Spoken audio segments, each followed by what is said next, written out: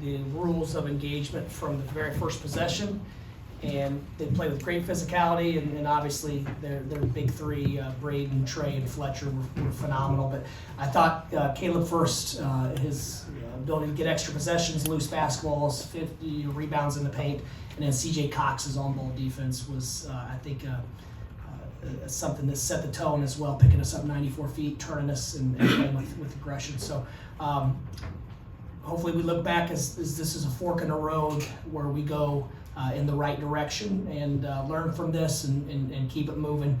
What a great environment. Purdue, like I said, hats off to them. They played incredibly determined basketball. Dusty, did you have any sense that this was coming as far as your preparation leading up to it? No, a few weeks ago, one of the coaches, maybe 3 or 4 weeks ago, I told one of the coaches that sometimes we're gonna have to be in one of the environments. I may have even said Mackey Arena, where you just don't know how difficult it's going to be until you feel it. And this was the one. It felt different. There's a different level of energy. There's a different level of physicality. And as you guys know that follow us, that's been the theme here lately, especially with the traditional Big Ten teams. We haven't risen to the challenge from a physicality standpoint. And we're not there as a program quite yet, but we're going to be obsessed with getting to the point we need to, where we match the level of intensity and physicality in these games. Yeah, Dusty, I don't know, do you subscribe to when something like this happens, like a burn the tape mentality, or is it something you gotta go back in and dive into? No, definitely not. We're definitely not going to burn the tape. There are going to be learning lessons from this. The pace of our cuts, the pace we run the floor, our lack of communication in a very hostile environment. We just have to be better in all facets. I don't think we played well in any area tonight. So no, we're a growth program. We've got a long way to go. So I think if we burn the tape, we'd be burning a lot of really important lessons that hopefully we learn tonight as a group. So building on that, what is the message to the team? And if you say things went wrong, I guess what's maybe the most disappointing part of a disappointing night? The turnovers is obviously is a theme that we're just loose, we're casual. We've got to, I'll just credit Purdue, for example, the pace of their cuts and the angles and physicality which they screen with, they create advantages and they play off those advantages. So we have to do that better. I don't think we're physical enough on our blockouts. I don't think we played well in any facet, and like I said, Purdue was extremely determined for obvious reasons. They lose here every couple of years for a reason. So it's more the competitive spirit that we didn't play with that's most disappointing. Dusty, you mentioned this a minute ago. How hard is it on a visiting team when you come into this place and then the first 2 or 3 minutes, a couple of things go against you and it just sort of begins, the wave starts to roll? How hard is it to play through that?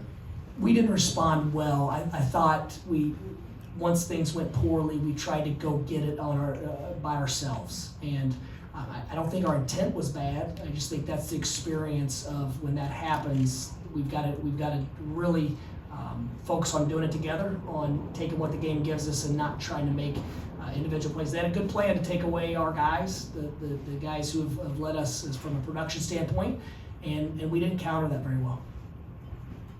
Dusty, you talked about your timeout philosophy earlier this week. With the two you had, I guess you felt compelled to take early in this game. What was your hope for how the team would respond then in the moment? Obviously, we didn't respond very well to those timeouts.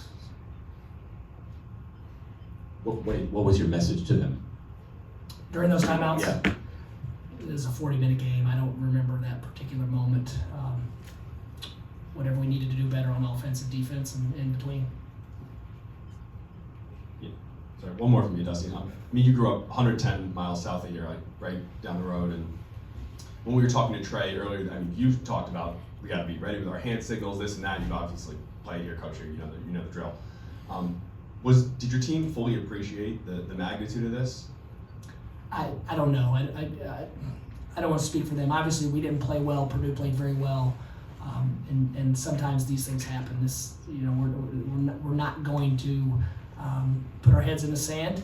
Like I said, we're gonna learn from this, and we've got a lot of basketball to play. But as far as being ready for it, I don't think until you've experienced this, But more than the crowd, I thought the players played with as much spirit and energy as the crowd did. I thought they had a different look than I had seen on film at times, but not surprised. You better come in here with a hard hat on and a different mindset if you're gonna find a way to win. Take a couple more. You kind of alluded to it already, but just knowing that this team is coming off a loss, I mean, how much did that maybe change what you expected to see out of them and just the intensity? As I was watching on TV, my initial response was, "Dang, that they're going to be it's not good for their mindset and what we're going to see." And then the other side of me said, "Man, they're pretty steady all the time." I don't know, obviously, what happened the other night in the second half. A lot went wrong for them. I mean, I don't think they missed any of the shots that they missed the other night tonight. But my initial reaction, my gut said that's not good for us. But once again, if we're going to be a championship level program, we've got to be able to rise to the occasion and at least match the energy and spirit of a championship caliber program, and we're not there yet. Dusty, you started out in here talking about CJ Cox and Caleb First, and clearly everybody talks about what Braden does for this team. Fletcher's shooting, Trey Kaufman-Renn, but Matt plays 9 players before the second media timeout most nights. How well do those role players complement the big three of this team? I think extremely well. I think they're very confident in their roles and their place on this team, and I think their role definition is as good as any team that we've played all year. But I guess it's probably not as difficult as this some places because Braden's going to get 10 assists every night, and when you have a point guard that's making the right plays, it's keeping everyone involved. I watched him a couple possessions, and his focus and his ability to simply just play the game. He made plays on both sides of the ball. I mean, I thought he was precise. He was precise offensively, defensively. He was reading the next play. They knew what they were comfortable giving up and what they were going to take away, and I thought they executed it much better than we did tonight. Take one final question.